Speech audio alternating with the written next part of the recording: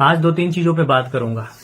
एक तो थोड़ा सा पर्सनली बातें करूंगा अपने बारे में भी, क्योंकि लोगों ने थोड़ा सा सवाल उठा दिया है कि कैसे रोज रोज पहुंच जाते हैं शिक्षा विभाग। तो आपको बता दूं जानकारी के लिए कि मेरा स्कूल शिक्षा विभाग का जो सचिवालय है वहां से 28 से 30 किलोमीटर है, ज़्यादा दूर नहीं है। बाइक से आने में 40 से 42-45 मिनट बस। तो 4:45 बजे कभी 4:40 में पहुंच जाता हूं। अभी तक मैंने 2 CL भी बचा रखा है। तो इसलिए मेरे लिए सचिवालय पहुंचना कोई अतिशयोक्ति और बड़ी बातें नहीं है। आज मैं आपके सवालों के जवाब भी दूंगा। और तीसरी बातें जो स्थानांतरण को लेकर के मैं करता हूं वो लास्ट में करूंगा। ये है कि एक साथी ने मैसेज किया था कि आप कोशिश करें मेरा जो आवेदन मैंने किया है स्थानांतरण के लिए उसे कैंसिल कराना है। और कई बार उन्होंने मैसेज किया। उनसे कह दूं कि कैंसिलेशन की कोई प्रक्रिया नहीं है, आपने आवेदन कर दिया है। वो साथी पटना में अभी पोस्टेड हैं, पटना से लगभग 25 किलोमीटर है, टाउन में रहते हैं, लेकिन उनका गांव दूसरे डिस्ट्रिक्ट में है। वहां गांव के लिए अप्लाई कर दिया था उन्होंने। तो आपका ट्रांसफर होगा और आपको जाना भी पड़ेगा। ऐसा नहीं है कि स्थानांतरण होने के बाद आप ज्वाइन नहीं करेंगे, करना ही पड़ेगा ज्वाइन। कैंसिलेशन की कोई प्रक्रिया नहीं है। हाँ, बस एक रास्ता बता सकता हूं कि आप जिस जिला में आपने अप्लाई किया है और जिस जिला में पोस्टेड है, दोनों के DPO को DO को लेटर दीजिए कि मैं अब पूर्वत जहां पे पदस्थापित हूं पहले से वहीं रहना चाह रहा हूं।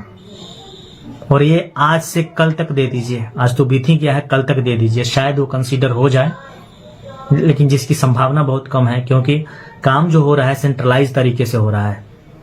सचिवालय से ही DO को स्कूल अलॉटमेंट करके दे दिया जाएगा। वो सिर्फ चिट्ठी निकालेंगे डिजिटली और आपका ज्वाइन कराएंगे। इसमें शिक्षा विभाग के DEO जिला वाइज जो हैं उनका बहुत ज्यादा रोल होने नहीं जा रहा है इसमें स्थानांतरण की प्रक्रिया में। ये सारा सेंट्रलाइज तरीके से सचिवालय ही कर रहा है। और यहाँ पे स्क्रूटनी का काम बहुत तेजी से चल रहा है। मैंने आपको कहा था 28 के बारे में, 28 तक अल्टीमेटम दिया गया है स्क्रूटनी समाप्त कर लेने का। अगर बहुत ज्यादा देरी हुआ तो शनिवार 29 तारीख तक, 29 शायद रविवार है। इसलिए इसमें डिले होने की कोई संभावना नहीं है। आप लोगों ने अगला सवाल किया है कि आवेदन के बाद 1 मिनट, आपका सवाल था कि ACS महोदय तो मुख्यमंत्री जी के साथ घूम रहे हैं, आपकी मुलाकात कैसे हुई? मैं ACS महोदय से नहीं मिलने गया था कल, शिक्षा सचिव से मिला था, वैद्यनाथ यादव से। वो भी अगर 5 मिनट लेट होता तो वो भी निकल जाते। शिक्षा सचिव हैं वैद्यनाथ यादव और S सिद्धार्थ हैं अपर मुख्य सचिव, जो सब कुछ देखते हैं। सर्वे सर्वा हैं ACS महोदय अपर मुख्य सचिव। कल वैद्यनाथ यादव जी से मुलाकात हुई थी। एक न्यूज ये है कि जब आप आवेदन करते हैं जिस दिन, और जो OBC में है या SC ST में है, तो जिस दिन आवेदन आप करते हैं उसके बाद का NCL सरकार ने अब कहा है कि वो मान्य होगा। क्योंकि उस समय जो आप आवेदन कर रहे होते हैं वो NCL दे देते हैं तो वो पहले का बना होता है, या हो सकता है 10 दिन का बना हो। लेकिन जब आपका जॉब या काउंसलिंग होता है, जॉब लगने की बारी आती है, तो उस समय बाद का आप NCL दे सकते हैं या SC ST का सर्टिफिकेट दे सकता है, जातीय सर्टिफिकेट दे सकते हैं, वो सरकार मान्य करेगी। आगे है कि आज बिहार में नए राज्यपाल आ गए हैं, आरिफ मोहम्मद खान। ये केरल में राज्यपाल थे, उनका स्थानांतरण बिहार किया गया है और बिहार के राज्यपाल केरल गए हैं। मैं एक बड़े नेता से मिलने की आज कोशिश किया, लेकिन आज वो उसी में अस्त व्यस्त रहे। और साथियों, 2-3 बातें और। कुछ लोगों ने सवाल ये उठाया है कि शिक्षा विभाग में काम नहीं हो रहा है। तो उन साथी को जो दूर दराज के इलाके में बैठे हुए हैं, अपने जिले में 1-2 ग्रुप बना लिए हैं, ओनली एडमिन पे रखते हैं, और जो भी है अपना ग्रुप के लोगों को उल्टे सीधे समझाते रहते हैं, उनको जानकारी के लिए बता दूं कि स्क्रूटनी चल रहा है।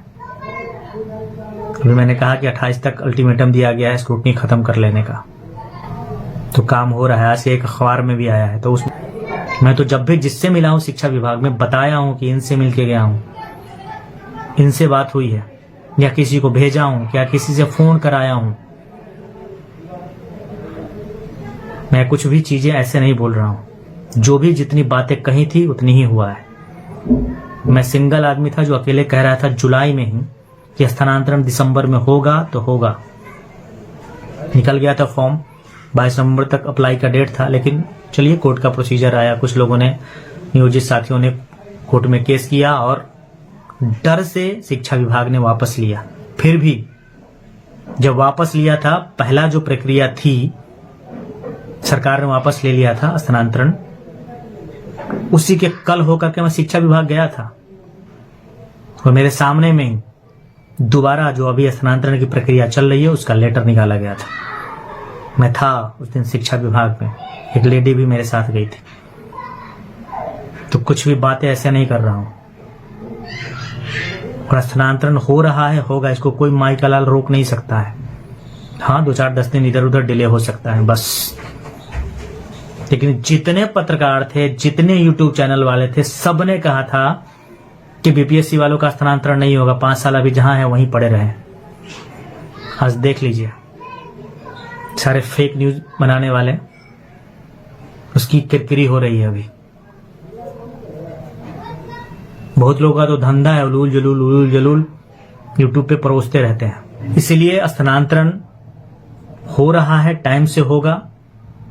स्क्रूटनी के बाद फर्स्ट वीक में एक मीटिंग होनी है शिक्षा विभाग के अंदर स्थानांतरण को लेकर के। वो मीटिंग के बाद तुरंत काम और तेजी से होगा। और मैंने कहा है कि 13 तक आप लोग को पता चल जाएगा तो चल जाएगा कि आपका स्थानांतरण किस स्कूल में, किस प्रखंड में, किस जिला में हो रहा है। अगर आप जिस मुहिम को लेकर के मैं चल रहा हूं, अगर आप उतना जुड़ गए, सारे बीपीएससी साथी एक हो गए, तो आपसे फेस टू फेस बात भी करूंगा जिला में आकर के। फिर देखते हैं कि वेतनमान कैसे नहीं मिलता है और सरकार पे ग्रेड कैसे नहीं देती है। हालांकि 7 पे कमीशन में पे ग्रेड को खत्म कर दिया गया है, पे लेवल लाया गया है। कोई नहीं, पे लेवल ही दे। पे लेवल की बात कर रहे हैं तो पीजीटी वालों के लिए लगभग 30,000, टीजीटी के लिए 26 से 27,000 और जो पीआरटी हैं प्राइमरी और मिडिल स्कूल, उनका 18 से 22,000 का पर महीना नुकसान है। जब हम 2 एग्जाम देकर के आए हैं, राजकर्मी हैं, तो क्यों नहीं मिलेगा मुझे ग्रेड पे या पे लेवल के अंतर्गत वेतन?